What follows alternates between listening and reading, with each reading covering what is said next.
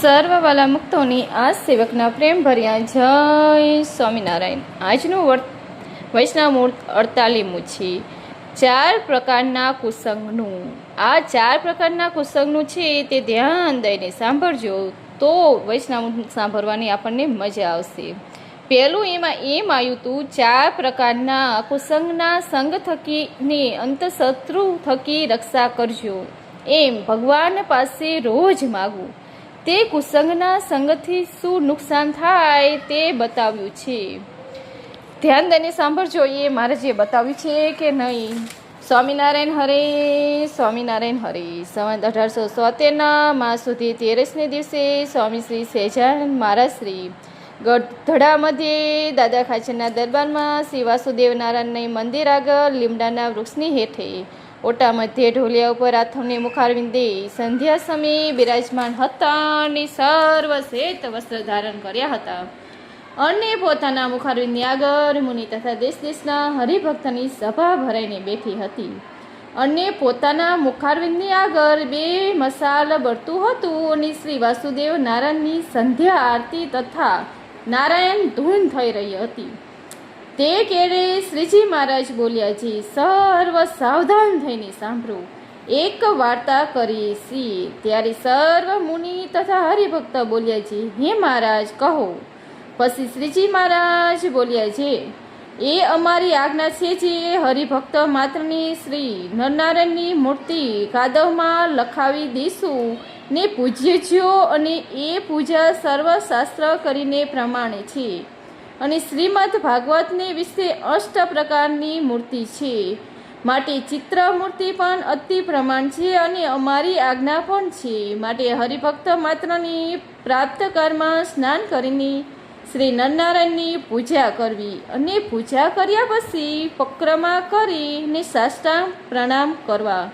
પછી ભગવાન પાસે એમ માગવું, જો માગવાનું કહ્યું છે, હે મહારાજ અમારી કુસંગ થકી રક્ષા કરજો।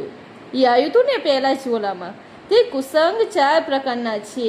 એક તો કુડાપંથી, બીજા શક્તિપૂંથી, ત્રીજા વેદાંતી ને ચોથા નાસ્તિક। એ 4 પ્રકારનો કુસંગ છે માટે જો કુડાપંથનો સંગ થાય તો વર્તમાનમાં ચૂકાડે અને ભક્તિપંથનો સંગ થાય તો દારૂ માટી ખવડાવીને ભ્રષ્ટ કરે અને જો વેદાંતનો સંગ થાય તો આકાશ માત્ર મોટા કરે ને ભગવાનના ધામ તથા ભગવાનની મૂર્તિઓ ખોટી કરી દેવાની ભ્રષ્ટ કરે અને નાસ્તિક હોય તે કર્મને જ સાચા કરીને ઈશ્વરને ખોટા કરી દેખાડીને ભ્રષ્ટ કરે। માટે એવા કુસંગથી તથા કામ ક્રોધાધિક રહિત થવા વાસ્તે નરનારાયણનું સ્વતન કરવું અને તમે સર્વ હરિભક્ત એ મનમાં લખજો માજી એ તો કાદવ ઉપર ચિત્રામણ છે ને આપણે કેમ કુસંગ થકી રક્ષા કરશે એવો ભાવ તો કોઈ દાડે લાવશો જ માં। કાજે અમે તો સત્પુરુષ છીએ તે અમારી આજ્ઞાએ કરીને તમે સર્વ નરનારાયણની પૂજા રાખશો તો અમારે ને નરનારાયણ તો શુદ્ધો મન મેરાપ છે। અમે નરનારાયણને કહેશું જે હે મહારાજ જે પંચવર્તમાનમાં રહીને અમારી આપેલી છે તમારી મૂર્તિ તેને પૂજે તેમાં અખંડ વાસ કરીને રહેજો। માટે જે નરનારાયણ દેવ છે તેને અમે સ્નેહરૂપી પાસે બાંધીને જોવરાવી પણ રાખશું।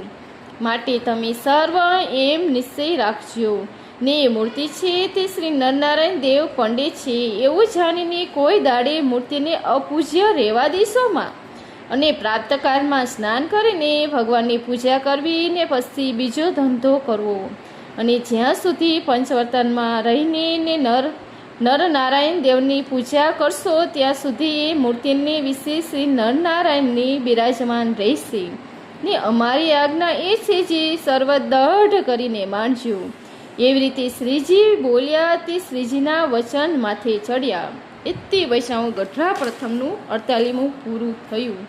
આમાં મહારાજ શું કહેવા માગતા હતા તે આપણે થોડું જોઈ લેવી। તેમાં શ્રીજી મહારાજે પોતાની ચિત્ર મૂર્તિ પ્રમાણે કરી છે અને પ્રાપ્તકારે તો મૂર્તિ પૂજવાની આજ્ઞા કરી છે અને 4 પ્રકારના કુસંગથી તથા કામાદિક શસ્ત્રોથી રક્ષા કરજો એમ ચિત્ર મૂર્તિની સ્મૃતિ કરવાનું કહ્યું છે। એટલે મહારાજને પ્રાર્થના કરવાનું કહ્યું.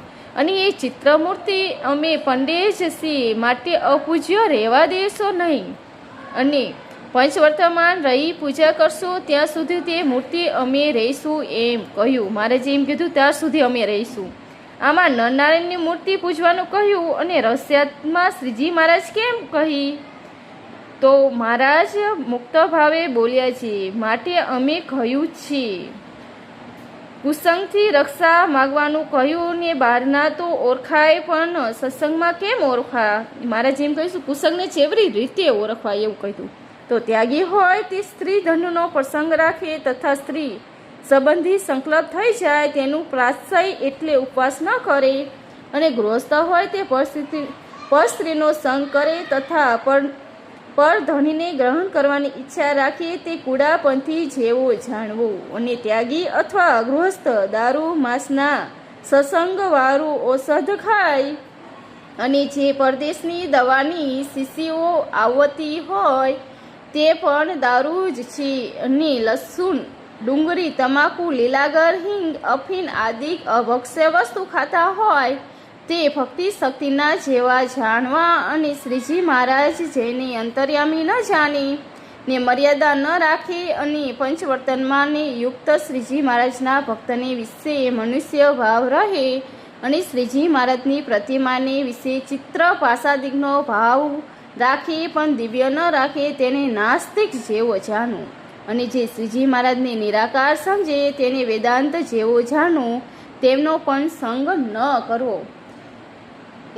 તેથી પૂરું થયું. Like, share, subscriber. જય સ્વામિનારાયણ. Thank you.